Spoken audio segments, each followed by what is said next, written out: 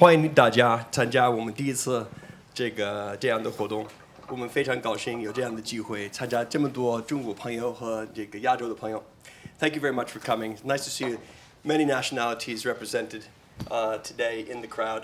For the first annual China Goes Global lecture, we still have an open policy of suggestions for a lecture name. But today we're very, very proud to welcome a friend and professor who has studied China and India for many, many years, Professor Huang Yasheng. But first and foremost, I'd like to thank two important parts of the Cambridge Society that has made all of this possible. And that first one is Pembroke College. We have many representatives here today, one of which served many years at Keyes College. But Pembroke, first and foremost, who've given us the opportunity to put on this lecture at all with their back office and help. And secondly, the Cambridge Judge Business School, who have given us the use of this fantastic lecture theatre, and also are providing the help with the audiovisual side of it. So you're actually going to be recorded and filmed today, just to let you know in advance. I'll make some formal introductions to the actual lecturer as well as the folks that run the Cambridge Judge Business School in a moment. But first I'd like to introduce the sponsor of today's event, Ed Holroyd-Pierce. Ed, if you could come up, please, who is the founder of CRCC Asia, who have sponsored this event and are providing a scholarship to a student to China. Ed, thank you very much. Thank you, Tom, and thank you again to Pembroke and the judge for having us here. So you all have a pack in front of you with a leaflet about CRCC Asia. If you haven't come across us before, I hope you'll take a look at it. We're very pleased that the British Council is actually offering some fully funded placements, hopefully including flights later this year for a large number of students, so take a look at that. But today I am just going to keep it brief and award our first CRCC Asia China Internship Scholarship Award to a very deserving candidate. We had a very strong field of applications, and it was a tough decision. But nevertheless, I'm afraid it did have to go to one person. So do we have Patrick Kirkham in the audience? I can't hand you an actual internship, so no, I'll hand you a piece of paper instead, and perhaps we could have a round of applause.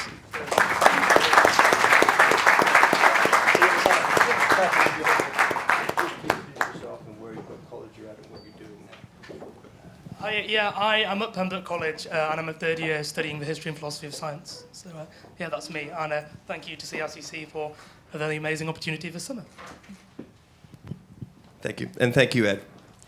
We'll now formally open up the lecture, but before I do so, I'd like to thank and recognize the director of the Cambridge Judge Business School, Professor Christoph Locke, who has very generously donated his time, energy, and the resources of the school to us tonight. So could I please introduce him, who will then introduce our lecturer. So, Professor Locke, thank you.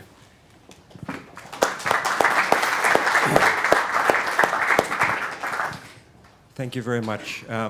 And we should all thank Tom, because he's actually the person who is behind all of this and has made this possible that we're doing this. It's my honor and my pleasure to introduce our speaker today, Professor Huang, who is coming to us from MIT Sloan, where he is a professor and associate dean.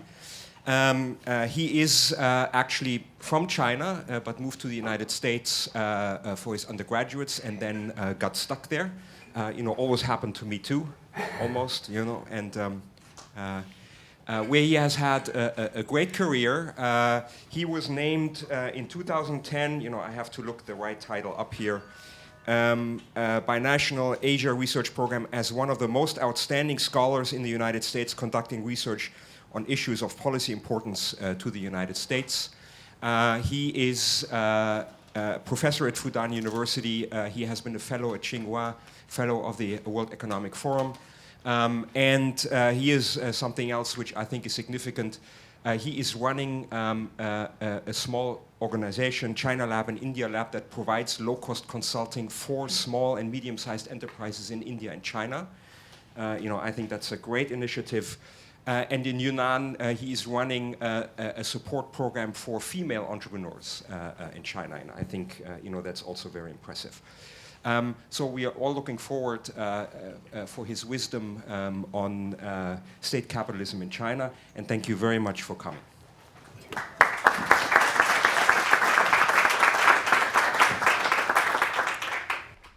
Thank you, Professor Locke, for that introduction. And obviously, I should thank Tom, whom I have known for many, many years, a very good friend of mine, very successful business person in China.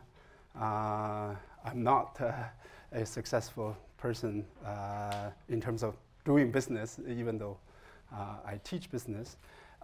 Also Ed for supporting the lecture series, and I'm greatly honored to deliver the first lecture in the China Goes Global lecture series, and for having Judge Institute to be the host for this lecture.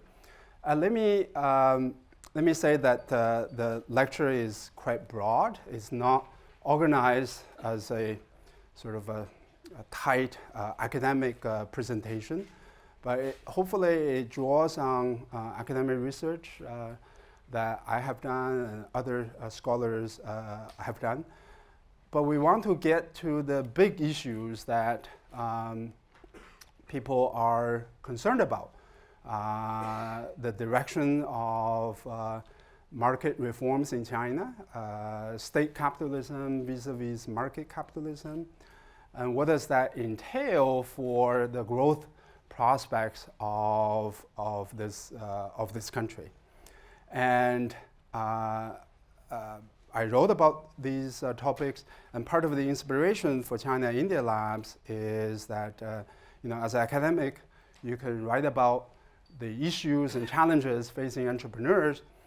There's always a question, what is it that you can do to help the small and medium entrepreneurs? I don't have a lot of money. I don't have products and market to offer to them. But one thing I do have, which Professor Locke also has, is very smart, capable, energetic MBA students who have accumulated a lot of work experience and who are going to be very successful business people in the future. So during the 2 years, we have a 2-year program. Some of my students work for McKinsey, for Boston Consulting Company. They charge hundreds of thousands of dollars when they were working for their companies, when they undertook consulting projects. After they graduate, assuming that the quality of these people has not deteriorated at MIT Sloan School, they will even command a higher fee when they go out and do the consulting work. During the 2-year window, I have these people free of charge. And I do have to give them a grade. But as a professor, I can print the grade as easily as the Federal Reserve, so that's not a terrible constraint on my capacity. And so I use these people to help Chinese and Indian small entrepreneurs. And over the last 6 and 7 years, we have had almost 200 companies that have gone through our program. So one of the things I'm very pleased about is having this ability, not just to research and write about entrepreneurs, but also try to help them. But let me get to the topic of today's presentation, which is about state capitalism. So this is more macro than micro. And the debate about the so-called China model goes a long way. One of the first persons who articulated very, very succinctly the essence of the China model was Ramos in 2004. He published a very influential article called Beijing Consensus. And then Bremer, another sort of policy academic, these are not institutional academic, but policy academics, published another book in 2009 saying that how state capitalism was superior to market capitalism. Obviously, he wrote about that in the wake of financial crisis when the West was experiencing a very high degree of pessimism about the future of capitalism. My view is quite different. My own view is the second bullet point. My own view is that if you look at data carefully, much of the Chinese success in the last 30 and more years is really due to entrepreneurial energy and dynamism. The government definitely played a role in terms of accommodating to the entrepreneurial energy, but it's very, very hard to believe that it was the government policy that single-handedly created the kind of growth that we have seen in China.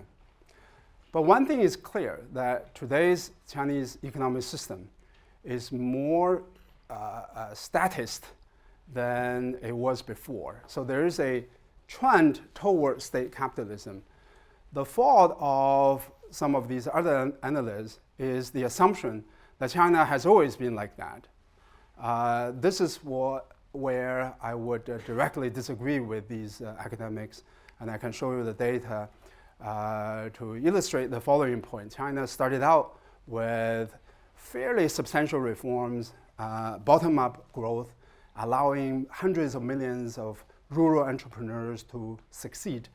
And then that success created the growth, and then the growth created the tax revenue base for the government to finance large-scale infrastructure projects. So this kind of idea that state capitalism is good at infrastructure projects, is good at building highways and rail, that's really a result of the entrepreneurial success more than a cause for the broad-based economic growth. So it's very important as an academic or as a business analyst to separate what is the cause and what is the effect.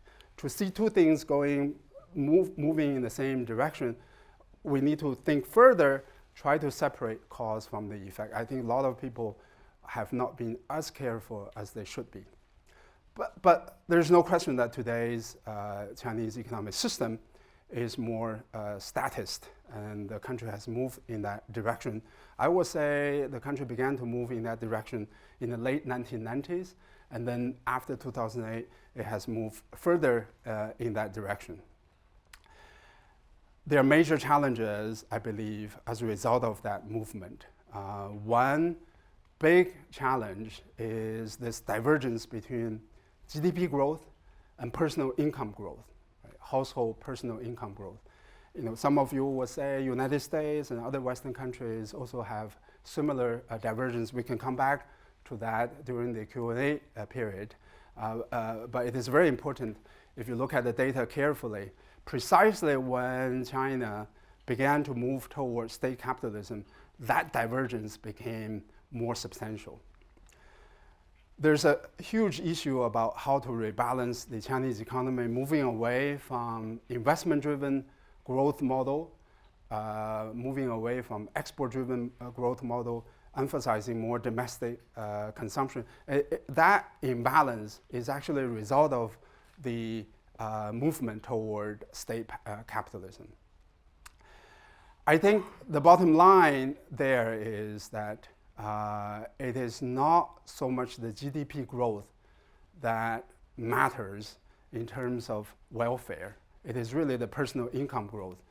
And when the advocates for Chinese state capitalism argue that China has figured out this unique way of growing the economy, typically they just look at the GDP. They don't look at the personal income. Right? I believe that the personal income is a better metric of and how broadly based that personal income growth has been is a better metric of the overall health of an economy rather than just GDP growth. And if you look at last 30 years data coming out of China, there's no question that during the liberal entrepreneurial period of Chinese reforms, personal income growth was actually faster than GDP growth. During the state capitalist period, personal income growth substantially lagged GDP growth, right? So, but a lot of people don't look at that distinction. They tend to just look at the GDP growth. In terms of the prospects, there I should talk about another MIT, which is not so positive.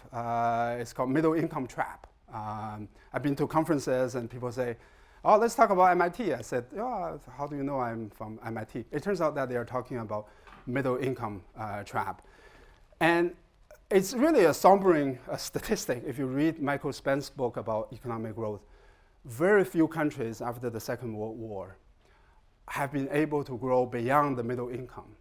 Maybe by his accounting, maybe 6, 7 countries were able to do that. Many countries were able to grow very fast, reach the middle income level, and then they stagnated. And there are two things to emphasize there. One is I'm going to show you some data from a research by a Stanford economist, Scott Rozelle. His data shows, his research shows that no country is able to overcome middle income trap if that country had a Gini coefficient above 40, right? So which is high level of income inequality. Not a single country is able to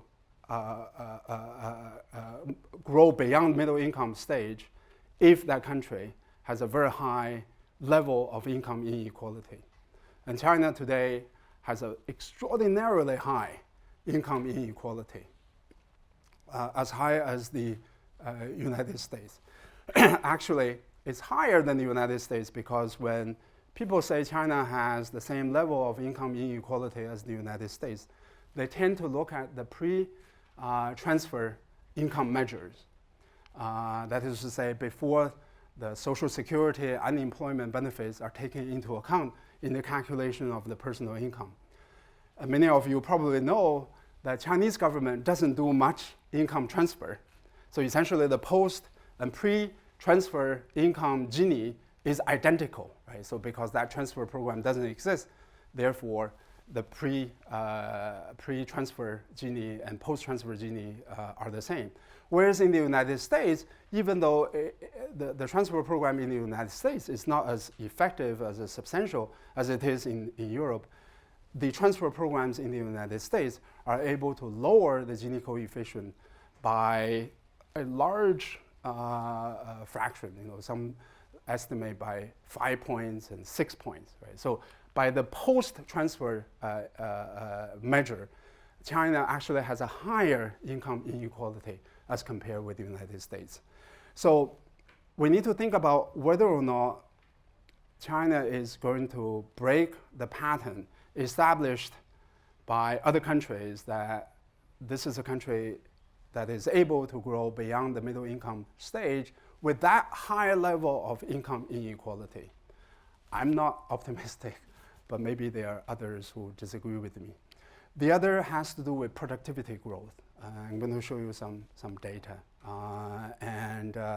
Much of the growth in China, about 70%, is really sort of more investments, more capital, more labor. And it's very important for China to move beyond the middle income trap by growing more relying on productivity, technology, and science, and organizational innovations. So my bottom line, and this is a long introduction to the agenda, and I have 65 pages to talk about. Hopefully I will speed up. The bottom line of this introduction, I always spend more time on introductions just in case I don't get to the end. The bottom line is that China needs substantial reforms rather than just modest policy adjustments. And I would argue, you can at least make the argument that China needs not just economic reforms, but political reforms. Okay, so let's go back to this question about state capitalism. Right? State capitalism is the unique formula for growth. Before we show the data about China, let me show you the following country that also is described as heavily characterized by state capitalism. The GDP was growing more than 10% a year for more than a decade. Government savings doubled in 10 years. Rapid industrialization, high Gini coefficient, high income inequality. Wage growth, which is the personal income measure, it's not a perfect measure, but it's one measure, lacked GDP growth, very open to FDI, foreign direct investment. Lot of state-owned enterprises, right? 75% of the top 100 firms belong to the state. One-party system, no political competition. And Wall Street Journal once had an editorial, right? This country has something to teach the United States about economic growth. When I presented these data to a Chinese audience, they check off the box. A lot of them kind of, sort of remind them of China, right? China is able to grow very, very fast, high income inequality, a lot of strong and powerful state sector, definitely one-party system, right? That's a very important characteristic. And they say, yeah, maybe this is China. So this is China, Gini coefficient 0.45. Sharp increase from the mid-1980s, powerful state firms, and strong political controls, personal income, lacked GDP growth, the whole idea behind Beijing consensus. Actually, the data that I show you on this slide apply to Brazil rather than China. Brazil, many people forget that Brazil experienced miracle growth in the 60s and early 1970s. In fact, I was told that the word miracle was first applied to describe an economic phenomenon rather than a religious phenomenon for Brazil, right? And it was viewed as, on the verge of overtaking the United States. Different economic model. If you read the Brazilian economic history at that time, they were doing lots of things that the Chinese state is doing now. Taking over the land from the peasants, kicking them out, establishing industrial parks and industrials, subsidizing production, building new cities, right? Huge, massive investment program. There are many, many differences between China and Brazil. The key difference is that Brazil had low savings rate, so therefore to finance all these huge programs, they had to borrow externally. China never has to do that. But that's really on the funding side rather than on the expenditure side. If you look at the expenditure characteristics, expenditure both in terms of money, also in terms of policy and political resources, there are some really, really incredible similarities between Brazil at that time and China today. So there's a French economist who said Brazil has a lot of potentials and it will always have a lot of potentials. They lost the entire decade in the 1980s. Brazil started out richer than Taiwan and South Korea in the 1950s.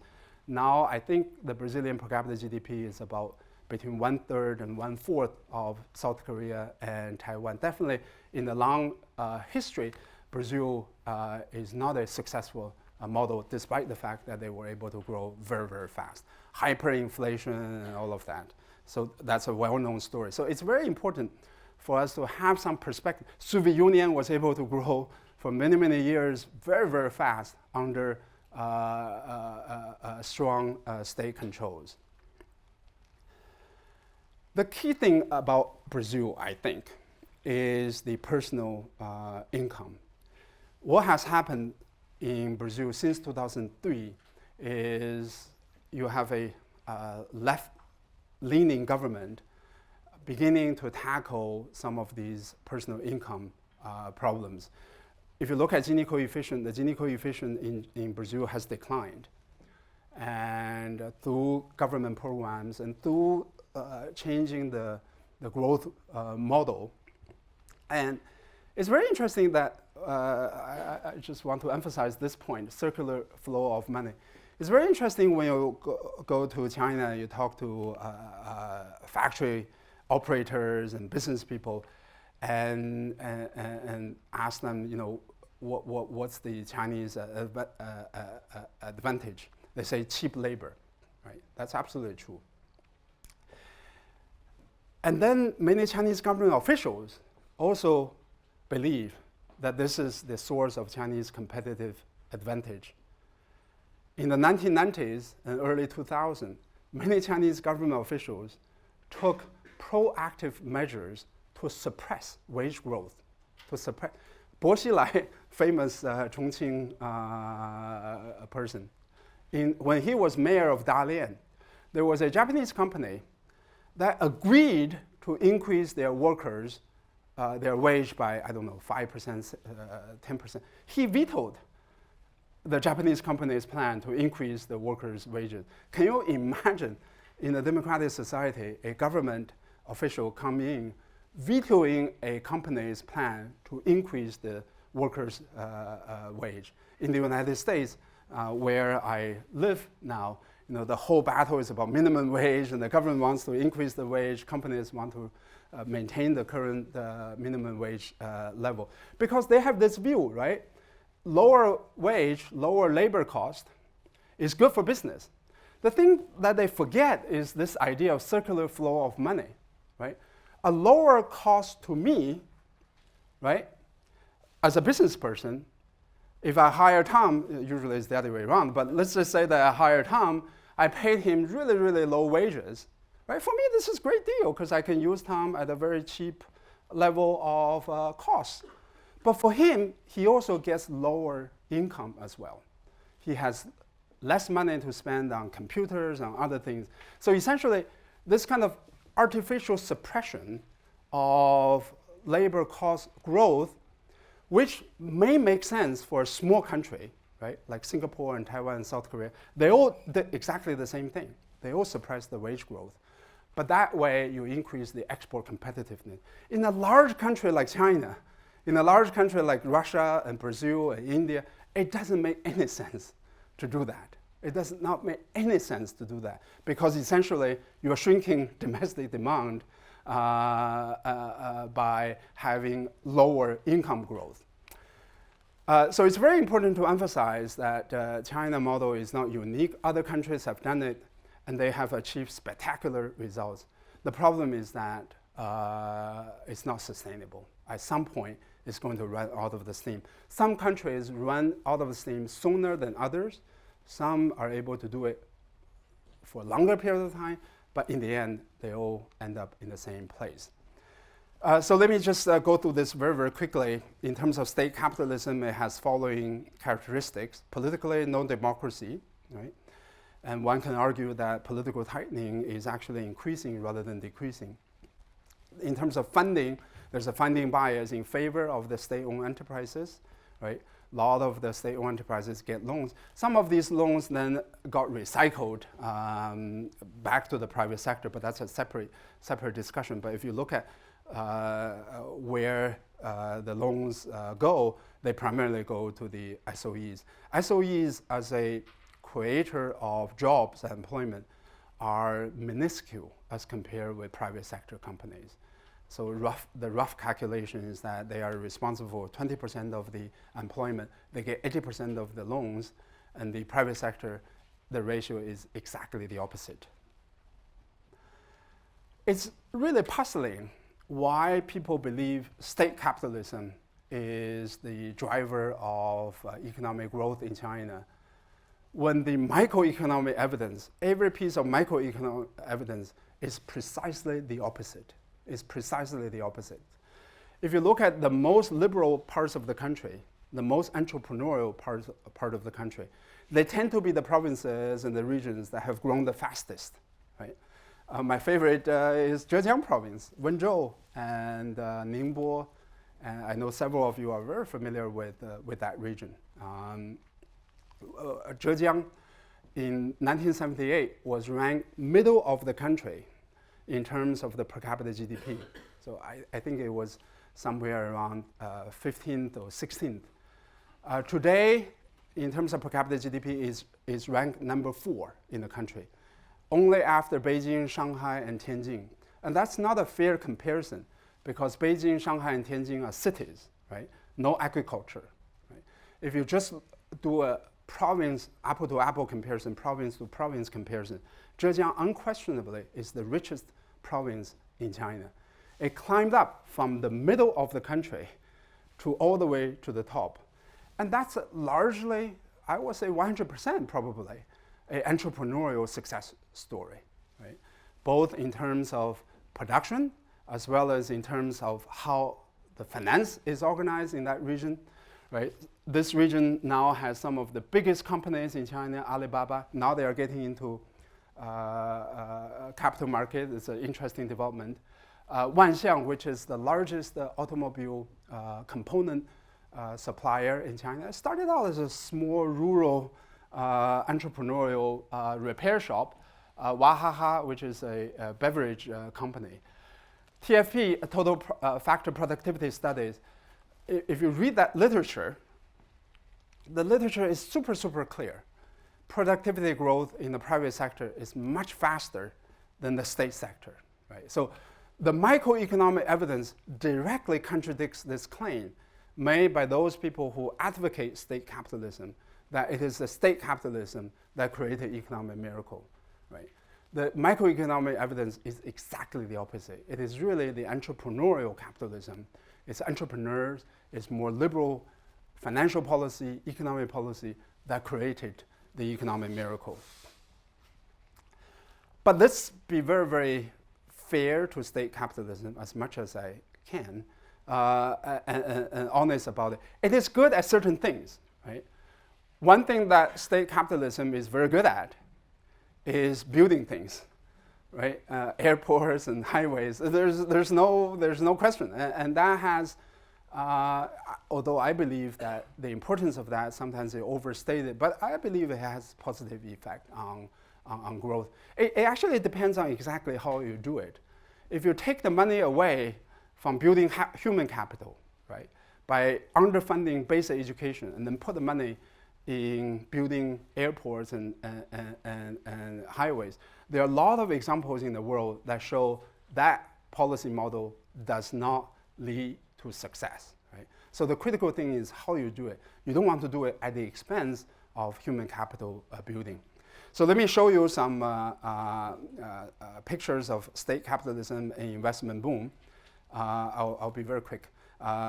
This is Jiaozuo in Henan, very impressive building, at least from far away.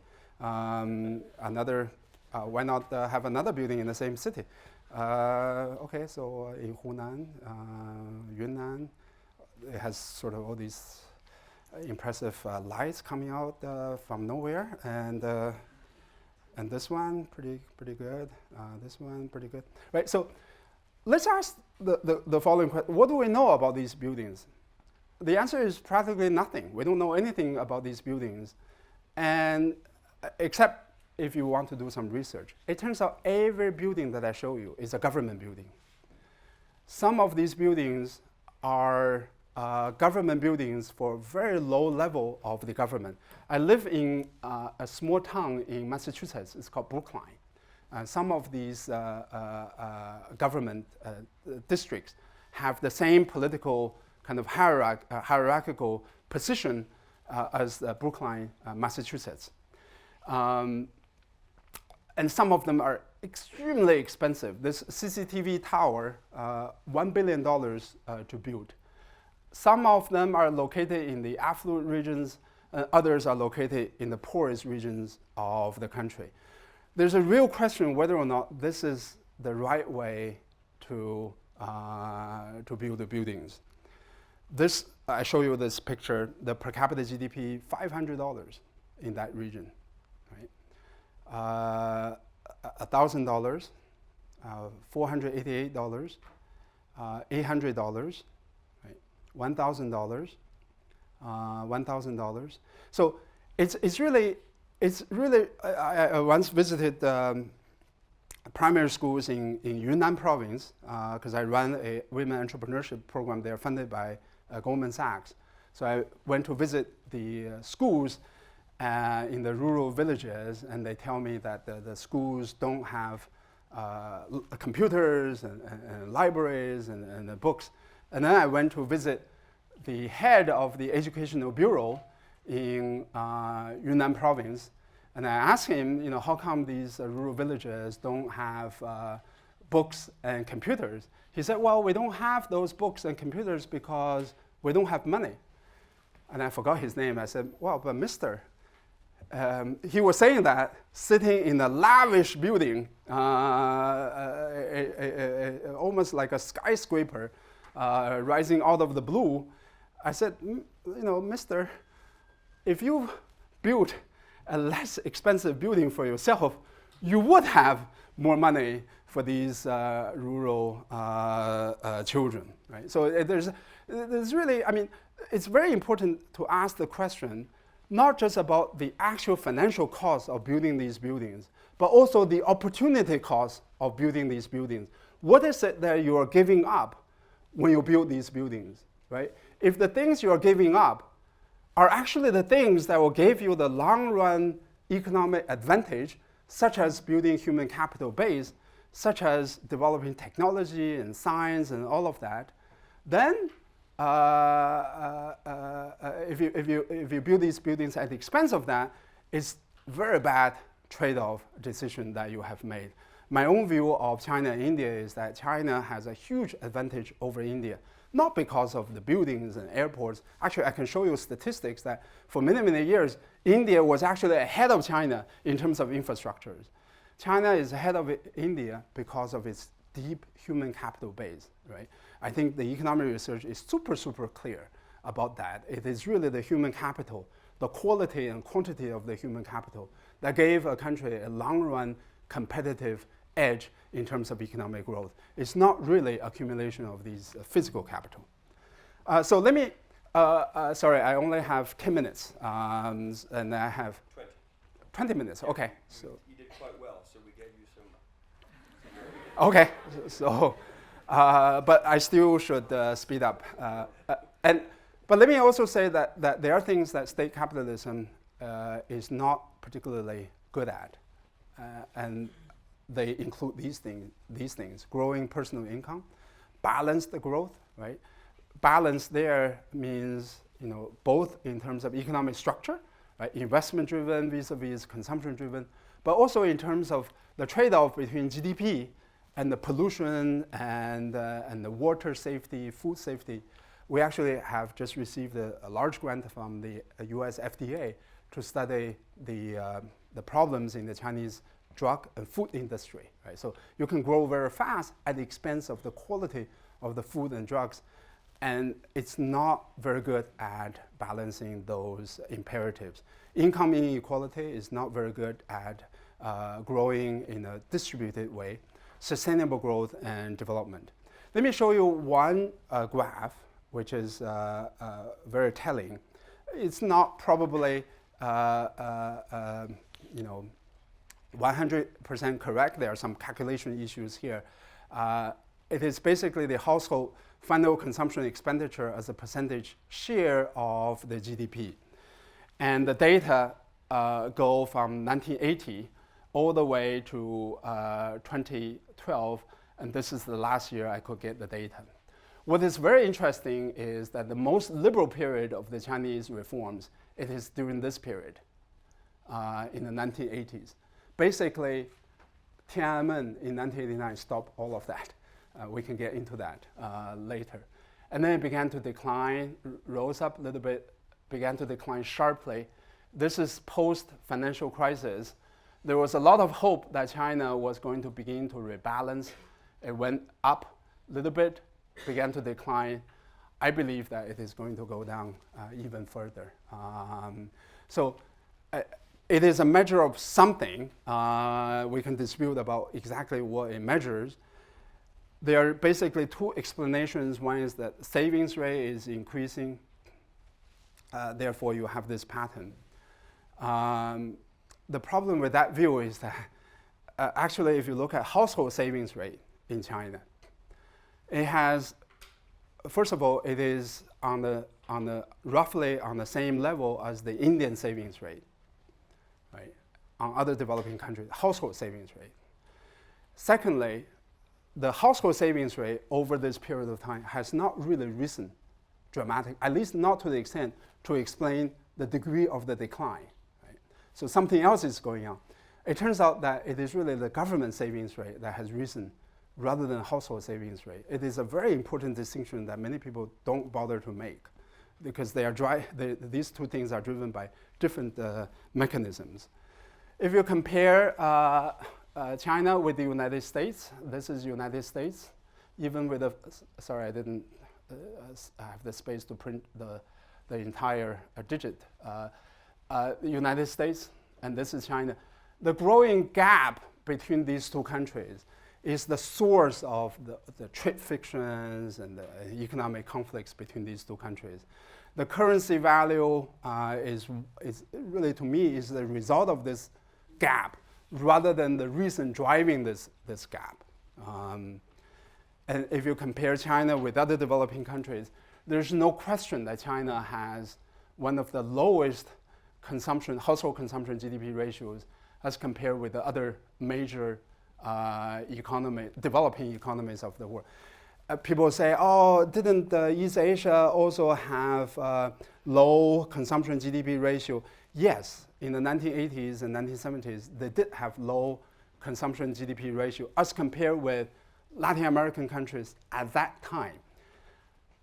Korea, I don't have Korean data, but Korea had the lowest GDP, household consumption GDP ratio, I think either in 1989 or 1990, right? But the lowest of the Korea was the highest of China, 50%. Throughout all other years, it was much higher, about 55, 60%. Right? So the most investment-driven period in Korean history coincided with the least investment-driven period of history in China. Right? So it's not a simple East Asian pattern. There's something else going on. And you don't see that in Japan. You don't see that in Korea. So the first explanation, savings rate, which I don't think explains, it may explain some of that, but it doesn't explain all of it. Second factor is more important. It is the personal income growth lagging the GDP growth. Right? So when you have personal income growth lagging GDP growth, assuming the same savings rate, that ratio is always going to come down. That ratio is always going to come down. So there's something about, and what's interesting about 1980s is because personal income growth was very fast, in some years faster than the GDP growth, in other years on the par with the GDP growth, and savings rate didn't change. So China was able to maintain, by Chinese standard, high consumption GDP ratio at 50%. Right? Since then, the GDP growth substantially outpaced the personal income growth, assuming that even if the savings rate didn't change, then the consumption GDP ratio is going to decline. Is there hope for rebalancing? It's not that easy. They have been. In fact, if you trace the policy rhetoric about rebalancing, the rhetoric long preceded the 2008 financial crisis. The Chinese government leaders began to talk about rebalancing long before 2008. So the policy rhetoric was there. The reason why it is so difficult is because the consumption GDP ratio is so low, right? It's so low. It's actually, I can't think of any other country that has such a low consumption GDP ratio, right? So if you always price GDP growth and you want to rebalance, it's very, very difficult, right? Because consumption GDP ratio is only 35%. You still want to grow GDP at 8-9% a year, right? You have to grow, my math is not quick enough, but you have to grow the consumption very, very fast for that needle to move upward, to make a real difference, right? So unless you give up on the GDP growth, right, which I think they should, and really emphasize the personal income growth, then you can rebalance more easily.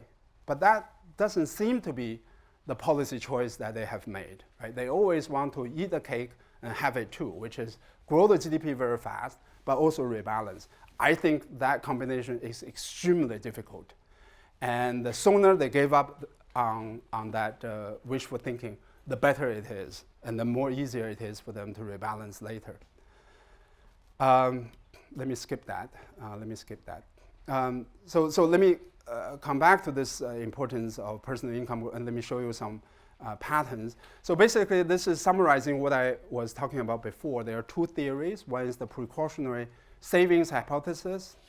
The idea there is that Chinese are saving too much, right? So if you read the IMF papers, basically that's what they say. China doesn't have a very good social welfare system, doesn't have a very good health system, doesn't have a good social security system, and therefore the Chinese households and citizens save as a precautionary measure against old age and getting sick.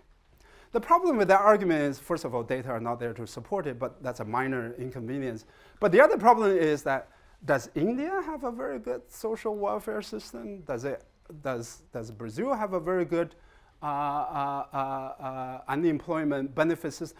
None of the developing countries has a very well-developed social security system, and yet their consumption GDP ratio is roughly 60% or 65%, right? So actually they are developing countries because they don't have these safety net, and that's one of the definitions of being poor.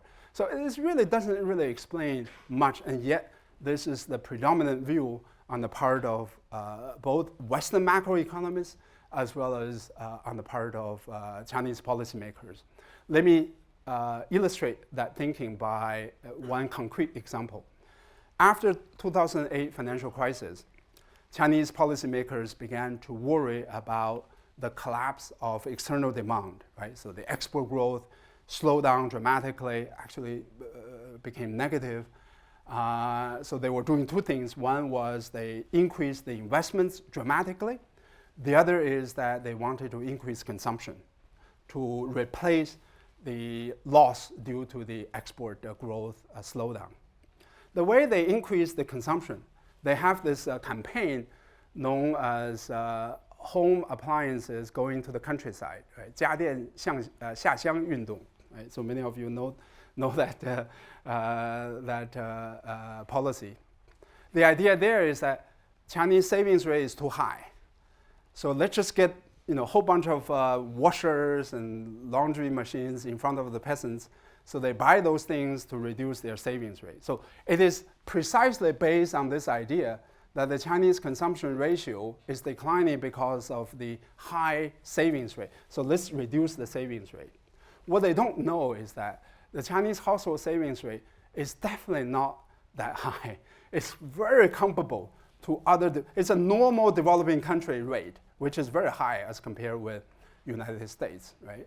But many developing countries have fairly high personal savings rate. And China's rate is broadly comparable, about 20-25%, right? The problem is not the household savings rate. The problem is the government savings rate. The government taxes the enterprises, taxes the households, and then the government is stringent about spending, especially on social programs. The government is not stringent about spending on building airports and those things, but they typically do that through the banking system rather than through the budgetary system. So you can actually argue that there's an accounting problem here. Essentially, a lot of the liabilities show up on the balance sheet of the banks rather than on the balance sheet of the government, when it should be the case that they show up as budgetary items. And in India, the reason why they cannot build all these railways and the highways is because the Indian government, the union government, has a chronic structural budget deficit to the tune of 5 to 6% of the GDP, right? And they don't have this ready recourse to the banking system in India, whereas the Chinese government does. I think the more plausible explanation is not precautionary savings, but cautionary spending, right? You're careful about spending because your personal income growth is low, right? Here, when I say low, I don't mean low in the absolute sense, 1%, 2%, low relative to GDP growth, right? So in the 1980s, the GDP growth was 8%, 9%. The personal income growth was 8%, 9%. In the 1990s, the personal income growth slowed down to 5%, right? Roughly 50% of the GDP growth. Since then, it's about 6-7% since 2003. So it has recovered, but not all the way to the 1980s level. So when you have low income growth, you're going to spend less. I mean, I think it's fairly sensible, straightforward explanation. And I don't dispute the importance of building social safety net and all of that. You should do that independently, independent of macroeconomic consideration. You should do it as a part of a good society to build a social safety net. But to mix that consideration with macroeconomic adjustment, I just think is totally flawed. And let me skip some of these things. And I would argue that many of you know that the Chinese manufacturing industry is powered by rural migrant workers, right? So about, I saw my former student Anying there. She helped me with a survey in rural Guangdong on rural migrant workers. So there are 200 million rural migrant workers. One of the big problems with the rural migrant workers historically has been their low wage growth relative to GDP growth.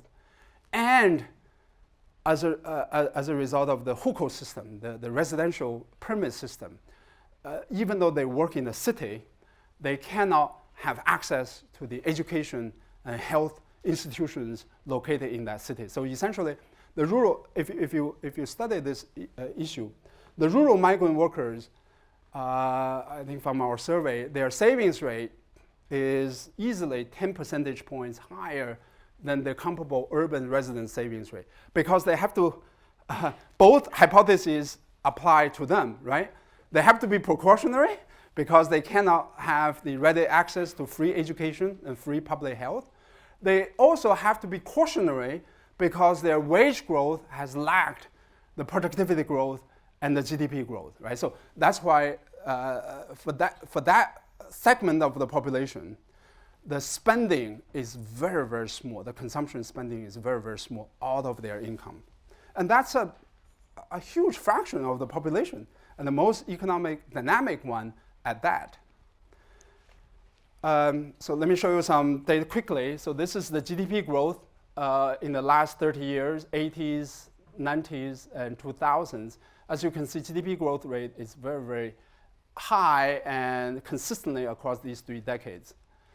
Let me show you the rural consumption growth. In the 1990s, essentially the rural consumption growth collapsed. And you can map that with their income growth. It's almost a one-to-one relationship, right? So remember in the 1990s, the rural China accounted for 60-70% of the population. When such a large part of the population stopped spending, it's going to have macroeconomic consequences. So that's why when people say, "Oh, China now," a lot of young people come from China. Young people, urban Chinese, spend a lot of money on, I don't know, Gucci's and other bags whose names I cannot recall because they are out of my budget. And they say, "Oh, this is a consumer society," and all of that. I say, wait till peasants and rural migrant workers begin to spend not $1 on lunch, but $2 on lunch. Then I will believe that China is a consumer-oriented society. I don't care. I mean, I like the young people here, but I don't care what kind of Gucci bags they buy. It's not going to make a difference. It's not, from a macroeconomic perspective, it's not going to make any difference. No matter whether they buy a Ferrari or these, it makes no difference, right? It's really the rural population and rural migrant workers, and from our survey, it's really, really remarkable. It's really heartbreaking. These are the poorest segment of the population. Our survey was done 2010, 2011. So let me give you one data to illustrate their problem. Because they couldn't access local public educational institutions, to send their children to primary school, privately run, usually run by other rural migrant workers for their children. They spend about 30% of their income on private primary education for their children. 30%. What is 30%? I don't know about UK, but in the United States, affluent families spend 30% of their income on private education of their primary school age children. We're talking about professors and managers. We're talking about that class of people spending comparable share of their income on private basic education of their children. And this is the situation these rural migrant workers have been in for all these years. It's really, really remarkable. So let me quickly talk about the prospects. History probably is more interesting than the future, so I'll spend less time. There are different forecasts. Justin Lin, a famous Chinese economist, is most optimistic. He said for next 20 years, no problem, 8% growth. National Statistic Bureau, slightly less optimistic, but still quite optimistic. This is Barry Eichengreen, a very famous macroeconomist at Berkeley. For the next 20 years, China is probably 4.5%. World Bank, McKinsey, much lower than the Chinese forecast, right? The Chinese economists may be right, they may be wrong. That could turn out to be the case. All I can say today is I understand these guys, I understand their methodology. I don't understand their methodology if they have one. And so all I can say is that if I understand your methodology, I have a tendency to understand you and agree with you. So let me illustrate this methodology. Since they haven't told me what their methodology is, I cannot present it to you. If you look at the accounting research, growth accounting research by Ivan Yang, former MIT economist, around 30% of the Chinese growth, GDP growth, is due to productivity growth. Actually, 60% of that 30% is really due to moving the rural population, agricultural workers, to factories. So it's really that movement. So 60% of the 30% is due to this, what is known as a shift effect. Right? Whereas in the United States, much lower growth, but 100% of the growth is productivity. There are limitations on input accumulations, right? So if you take basic development economics course, you will know that if you have an aging population, China has an aging population, that's going to put a limit on that. Soviet Union actually collapsed because that country stopped growing its people. Right? If you look at when Soviet Union began to slow down, it coincided perfectly with the drop of their fertility rate. Essentially, when you cannot put in more capital, cannot put in labor, and you cannot generate productivity growth, your economy is going to slow down. Diminishing returns on capital investments. Now China is already investing about 50% of the GDP. It's really, to build the first railway, to build the first airport, big productivity effect. To build 200 of that, probably marginal effect is less.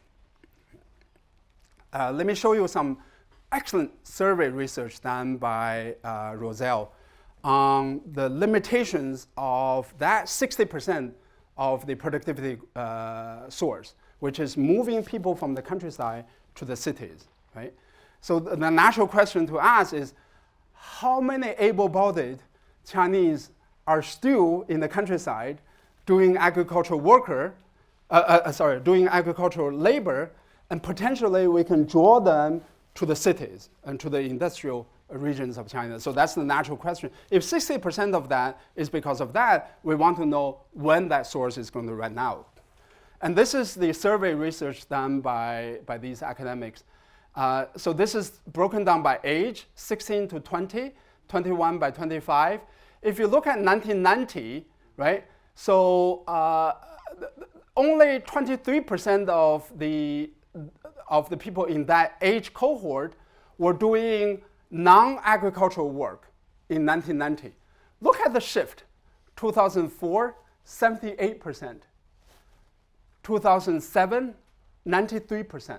Essentially, there's not a lot of labor that you can draw from currently performing agricultural work, transforming them into industrial workers, and therefore raising the productivity just by that shift, right? That limitation is quite substantial now.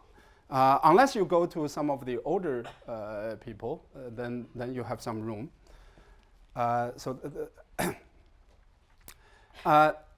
the issue is, can China move beyond MIT, middle income trap? I believe it can, but then it will require some important policy and institutional adjustments. I think one of the things that needs to happen, and this is research by Darren Osimoglu and James Robinson in their famous book, 2012, Why Nations Fail, right? So they look at the entire human history and look at the countries that were able to grow initially and then collapse later. They have one common denominator, and sadly speaking, I think the United States also belongs to that, which is a few elites, a few members of the elite class capture the majority of the benefits of the growth. Usually, that's the end of economic growth. The elites may like it, whether Chinese elites or American elites, they may like it, but that's usually the death of economic growth. So China needs to have broad-based growth. You need to have innovations and technology, but the institutional underpinnings of this type of growth, my own view is, are more democracy, political participation, some freedom of speech, property rights, intellectual property rights protection, efficient financial system, academic freedom, and autonomy. So essentially, it's a political issue, not just an economic issue. Let me show you the data that I cited already about past countries failing to move beyond the middle income trap because they have high income inequality. This is the list of the countries that in the 1960s and 70s and 80s were all growing very fast, right? And they were candidates to move beyond middle income trap. If you look at, and some of them succeeded, many of them succeeded on this list. If you look at their income inequality measure, this is the Gini coefficient, it's fairly low. 33 is very, very low. Basically, China in the 1980s had this level of income inequality. These are the current countries trying to grow beyond the middle income, and their Gini coefficient is 47, right? And China is even higher than that. There's actually recent research that shows China is even higher than 50. So it's a very worrisome development with that high level of income inequality, whether or not this country can keep growing without addressing this question first. Let me conclude, as Tom already indicated to me subtly, and we're doing some research on Chinese science and technology. What I can show you is that we have a database of 100,000 Chinese scientific papers. What we can show you to you today is that the quantity of Chinese scientific production in terms of the number of papers published in Western scientific journals is increasing dramatically. But the quality is uniformly low. In fact, the quality is actually not rising.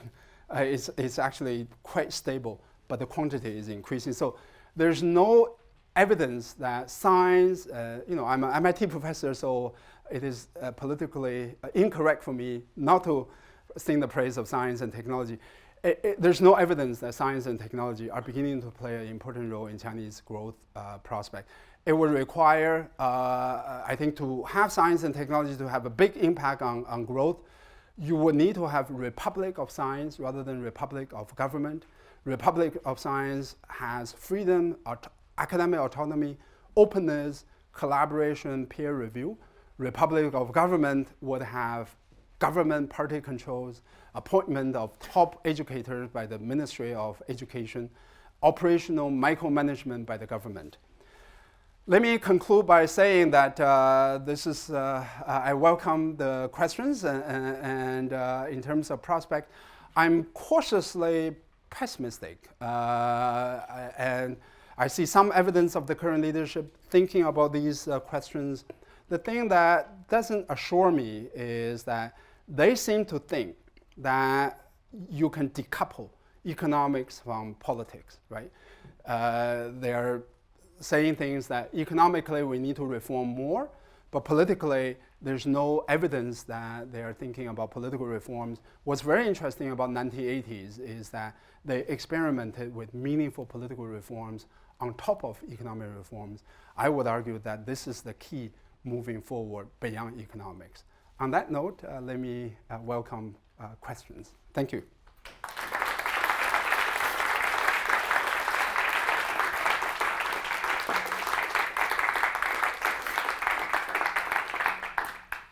We have several 10 minutes available for questions, so please feel free to ask Professor Huang any questions that you might have about the presentation.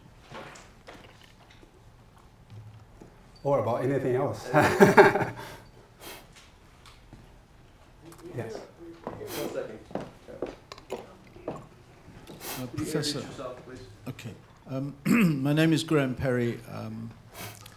My father was the first businessman to go to China in 1953. I was a student at Churchill, and I went to China in 1965. I've followed things closely, but not with the intensity and the detail of yourself. Thank you, can I say, for an excellent presentation.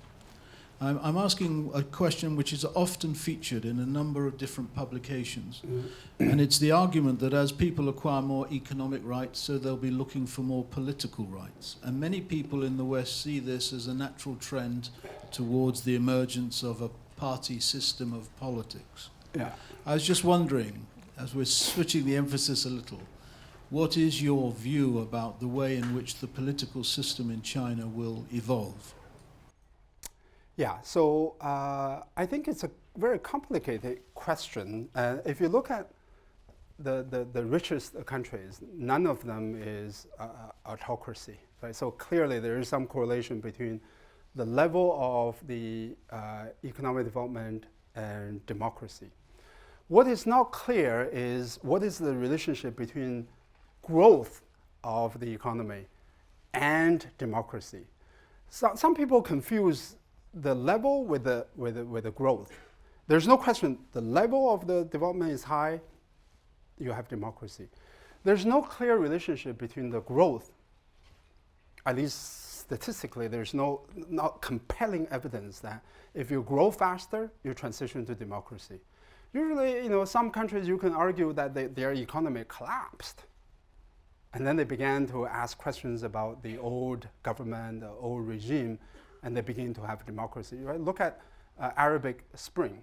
Right? So essentially, the growth has been terrible in the Middle Eastern countries. Unemployment among youth is 40%, something like that. And yet now some of them have a transition to democracy. So it's not clear to me how politically China is going to evolve simply on the basis of the economic performance. I think we cannot escape the question that leadership matters. How you think about these questions as a top leader really matters, right? Do you think about, in the 1980s, Deng Xiaoping, Hu Yaobang, and Zhao Ziyang, these were not just economic reformers. They were also political. They saw the linkage between economics and politics. more on the part of Hu Yaobang and Zhao Ziyang than Deng Xiaoping, even though Deng Xiaoping also talked about the need for political reforms. So I think that's really a requisite thing. The thing we don't know about the current leadership is I really don't know what they think about politics. I kind of know what they think about economy and economics. And in 1980s, I remember there were a lot of discussions about, how you generate growth by reforming the political system. Chinese universities, some Chinese students may know that, but you're probably too young. In the 1980s, the university president in China had a lot of power. Right? Academic freedom was substantial in China in the 1980s. Is it because China was growing faster than today? No, it's not because of that, but because the top leadership was visionary and tolerant. They saw that as a benefit. So there is a subjective element in this relationship that we just don't have very good data about and very good information about. Sorry to give you a muddled answer.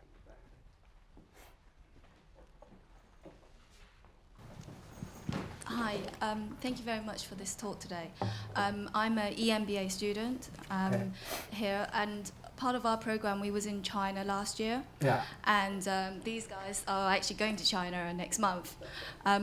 So one of the things that a lot of the companies that we visited were talking about research and development and the lack of innovation within China.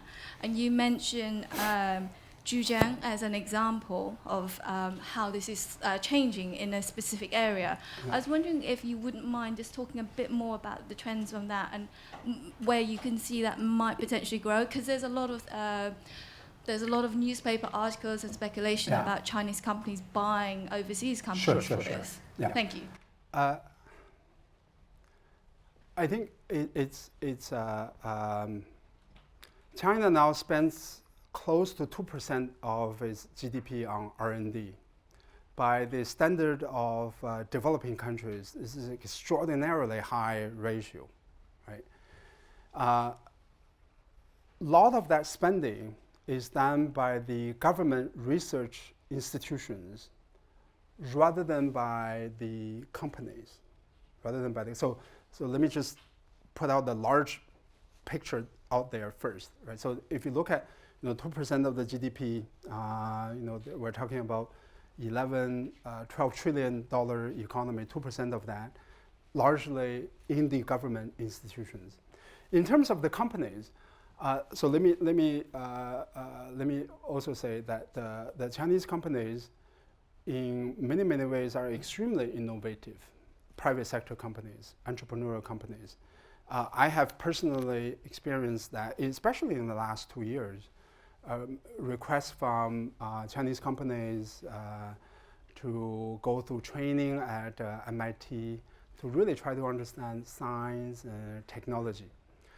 And also on the management side, they are beginning to emphasize the importance of management and organizational innovations, right? How you organize the production, marketing, finance, all these things in a way that I didn't see that before. Very important part of that background factor is the slowdown of the GDP, right? So when GDP is growing 11, 12%, essentially whatever you do, you're okay, right?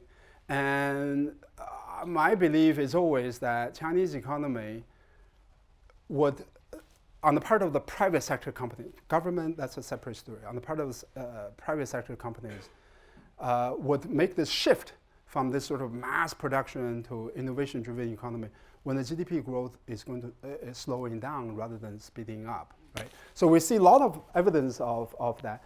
It's not, kind of path-breaking science kind of thing, but let's not underestimate the importance of organizational innovations.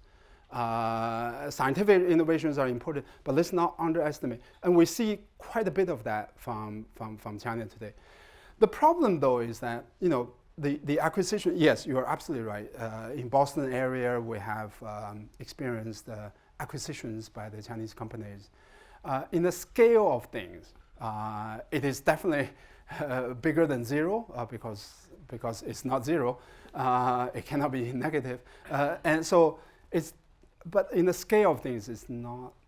From a macro perspective, it's really nothing. It's a drop in a bucket, right? So, I mean, if you think about the total FDI by the Chinese companies in the United States, and there are different estimates. The official estimate is probably $10 billion a year. Unofficial estimate can go higher, maybe $20 billion, including private sector companies. $20 billion in an economy the size of China is not a huge thing. So, you as EMBA students, you tend to go to the most innovative parts of the country, and so there's a selection bias. And sometimes we really need to keep that in mind. We tend to go where the successful stories are, and that's why we go. But let's remember that there's a whole region of the country that has not experienced the kind of innovation that you are talking about. Definitely the speed, the level is inching up. Whether or not it's going to make the kind of difference, driving, changing the productivity as 20% of the GDP, say, to 40%, all the way to 100%, I just don't see any evidence that it is doing that.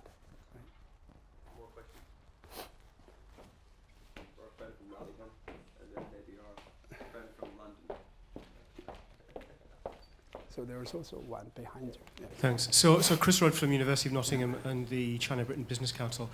I was really interested in your comments on the dynamics in the labour market, and maybe just a point for your comment was that we tend to think about migrant workers in its fields or factories, but it seems to me there's a very large category in between the two, which is still booming to some extent, which is the construction industry. Yeah.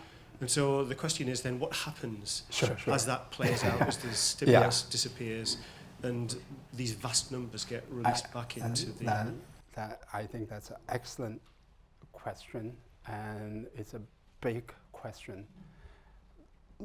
In the recent years, and we saw that in our survey data as well, there is an increase of the migrant workers' wage. And people say, oh, that's because of the, what is known as the Lewis turning point. And I think there's some of that, but I don't think it's all of that. Part of it is that now there's more competition for these people from the construction sector. All these buildings that I show, we can have a debate about whether they're beautiful or ugly, but there's no debate that they require workers to build them. And a construction industry is very labor intensive per dollar deployed to build the buildings, very labor intensive. When you have the kind of scale of infrastructure building, skyscrapers and all of that, that's going to draw a huge demand for. But let's look at that industry. What's driving that industry? High level of the debt, right? High level of the debt. Rising land prices, which enable the construction companies to use as a collateral to take out more debt, and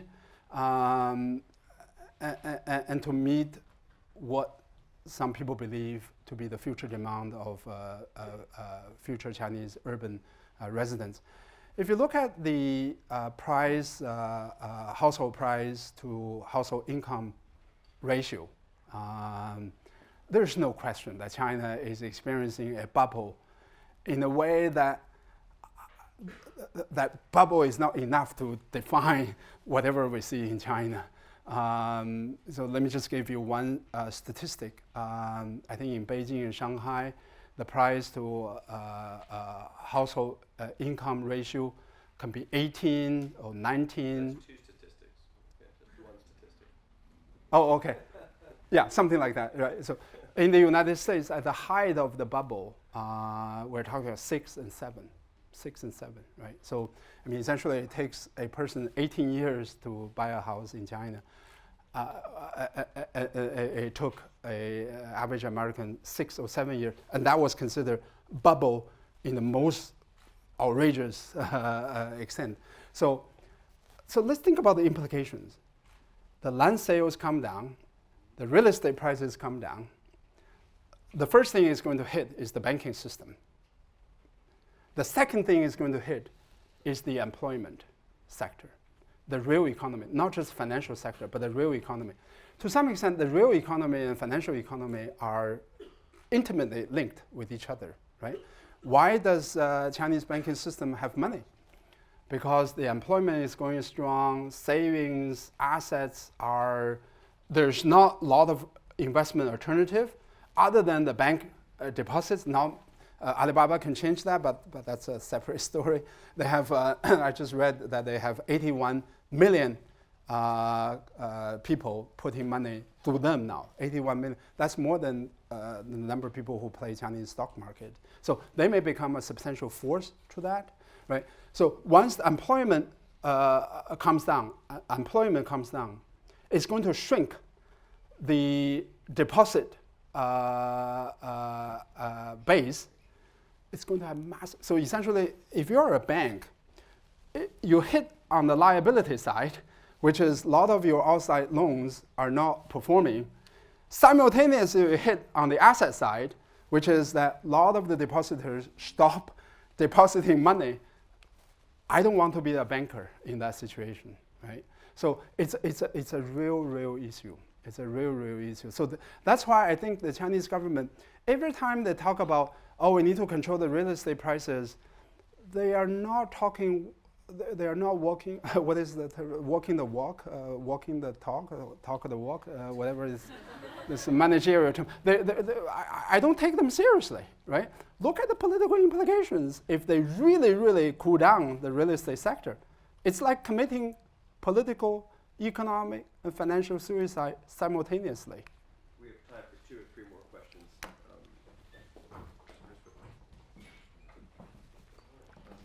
I'm Christopher Hum. I worked in China as a diplomat, and I was ambassador there a few years ago.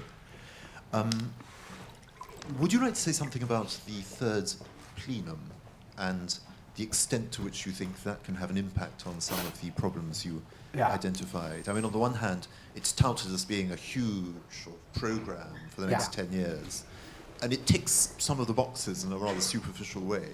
But how much can be implemented and to what effect? Yeah. So some people have compared that third plenum to the third plenum in 1978, right? In terms of historical significance. I don't buy that. I think this recent third plenum is nowhere near the importance of the other third plenum. Usually the way that I judge whether or not the policy statements are sincere or not sincere is not to read about the paragraphs about what they are going to do. I usually focus on, are they open and honest about the problems they confront in the policy statements, rather than just about the policy measures. It is remarkable to read the whole policy document. You know, it's very long. It takes a lot of patience to read this, but I managed to do that on a plane ride, and maybe not very carefully, but I read it. It's really remarkable. It's a list of the things they want to do, but they don't say a single thing about what the problems that these policy measures are supposed to solve, right? If a student submitted me a paper talking about economic policies and whatever without identifying the problem, I will give the student an F. This is roughly the grade that I will give to this third plenum.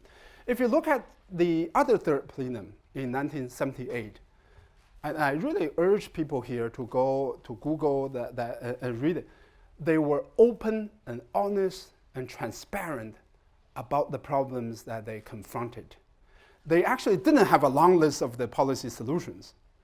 Compared with this recent third plenum, the list of the policy measures there was actually very brief, but they spent a lot of time talking about the problems.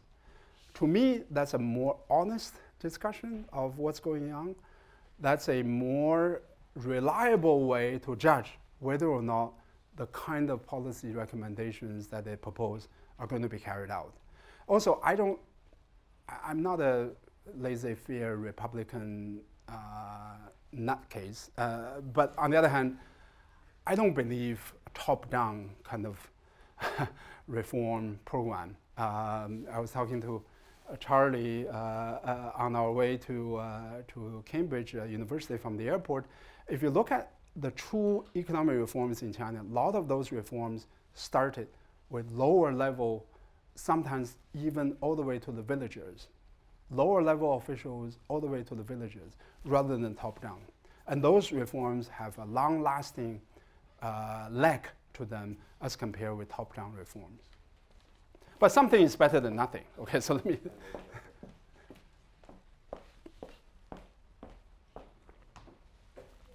My name is Mira, and I'm a student on the MPhil Management Program.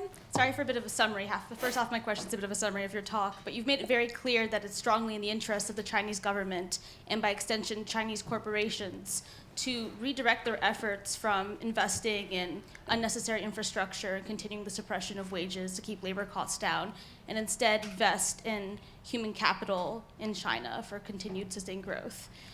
However, my question to you is, how important do you think it is to align the interests and incentives of foreign companies and foreign subsidiaries with these goals in order to achieve sustained growth? Or do you think it's primarily the responsibility of Chinese institutions? Well, I think just in the balance of things, it's probably more important for the foreign companies to align their objectives and interests with the Chinese rather than the other way around.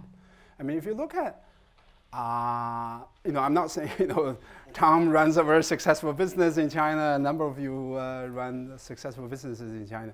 I think that's great and fantastic. But I tend to have a macro picture, just as a share of the GDP, as a share of investment. It's not a big thing. It's just not, right? So I think foreign companies play a very important role, maybe in terms of knowledge and introducing business methods and new ideas and things like that. But I think for a country the size of China is not Singapore, right? And that's why I always have problems with Singaporeans lecturing about China, and because really. Yeah, I respect Singapore. I think they have done a fantastic job. But Singapore is the only country where you travel, you hear over the radio, the weather forecast for our country tomorrow is going to be warm, right? So it's one forecast for the entire country, which is probably a simple way of because then you don't have to change clothes when you move from one part of the country to the other part of the country. So. I have all the respect for Singapore, but it's 5 million people, right? So for that country, if you read Lee Kuan Yew's book, autobiography, from third world to the first world, he described in the 1960s how he basically reorganized the entire country to suit the needs of foreign investors. He was extremely smart because his calculation was in the 1960s, nobody would have thought going to Singapore, right? So he built golf courses because he knew that foreign executives like to play golf. And so he did lots of beautification and all these things to suit the interests of the foreign investors. You do that out of the necessity because you're small. For China, I think the paramount objective should be the Chinese people, right? The peasants and the rural migrant workers. That should come first. And for a mayor of Dalian to veto the plan of a Japanese company to raise the wages of the Chinese workers, I just think it's fundamentally flawed. It does not make any sense whatsoever. So I don't think the rising Chinese labor costs are going to hurt the foreign businesses in the long run, and may hurt a particular kind of foreign businesses which are sort of capitalizing on the labor cost arbitrage, But it's going to create business opportunities for those, for Tom. Tom used to run a candy factory, so you have to have income to consume candy, right? So it's going to be good for Tom, but maybe it's going to be bad for other business. So it's hard to define foreign businesses in abstract. We've got time for one last question.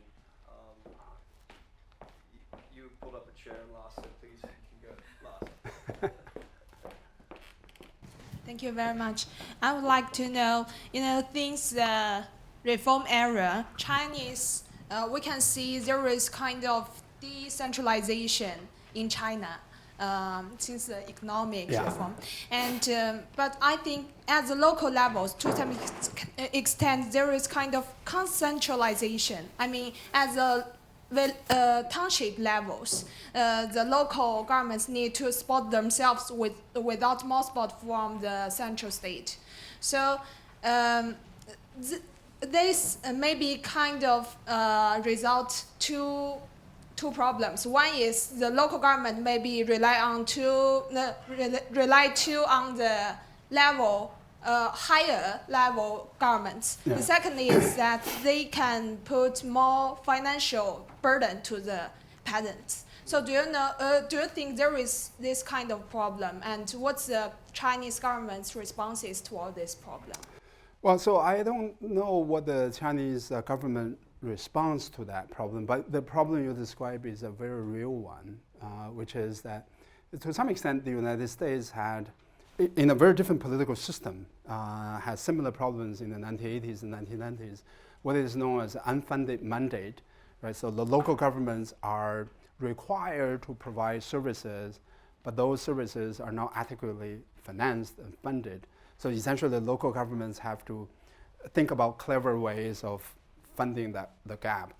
And what the Chinese local governments have done, as you probably know, is land sales, right? So essentially, and how do you make money by land sales? Simple. You basically use the political power to kick out the peasants, right? And acquire the land at very low prices, right? And then sell them competitively on the auction market to the highest bidder, right? So, I mean, basically that's the business model essentially. And some of the local governments actually have accumulated a lot of money by doing that. The Yunnan Educational Bureau that I visited, it's a very lavish building. This is a beautiful building. It's kind of similar to this. In the middle of a province that has the second lowest per capita GDP in the country, and yet he sat in a very comfortable chair, large chair, complaining about not having money to spend on the rural children. So I think the question is no longer about whether or not you have resources or not having resources. The question is really about accountability, right? And all this money that you use from the land sale, that you accrue from the land sales and things like that, if there's no accountability, then it's going to lead to these abuses, building the lavish buildings that, by the way, many people, I think, need to think about this carefully. When you build a building, you do increase GDP. You do increase GDP. But there's a difference between building a building, such as the Judge Institute building, and building a building that has no real economic effect in the long run. When you build a building like the Judge Institute building, you're training MBAs, you're training EMBAs, you're training these capable students. Then those students are going to go on and increase the economic output in the future. If you build a building that doesn't do that, and in fact, at the expense of training, maybe this year is going to increase GDP. In the long run, it's going to have zero effect on the future GDP. So when you increase GDP, you always want to do it both macroeconomically and microeconomically. Macroeconomically, you want to grow GDP. Microeconomically, you want to lay down the foundation for the future growth, right? Human capital, science and technology, and organizational innovations and things like that. Thank you very much, Thank you. Professor Huang. Thank you.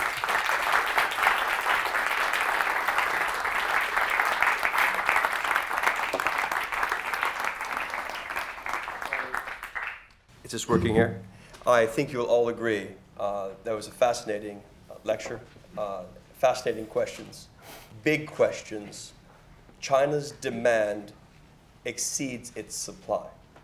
China's 1.3 or 1.4 billion people affect what we do and say every day. It is an absolute concern to us sitting here in the former Addenbrooke's Hospital, which has been repurposed to become the Cambridge Judge Business School, to be something very special. I'm sure that this room is increasing GDP, and I think also personal income as well. But I do thank some of the very erudite and esteemed people coming today.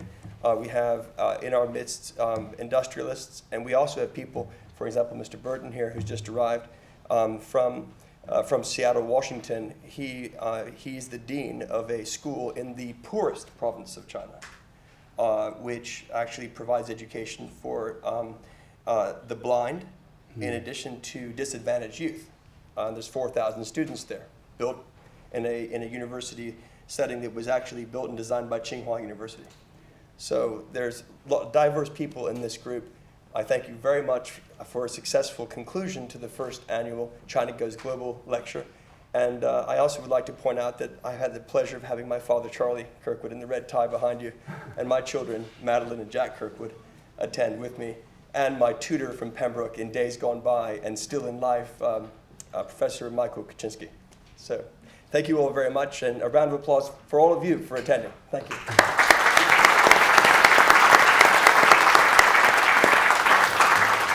Don't get up.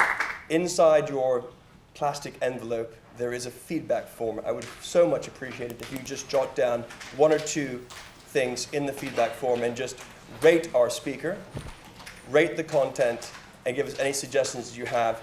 And I think just drop it by the door on the right-hand side.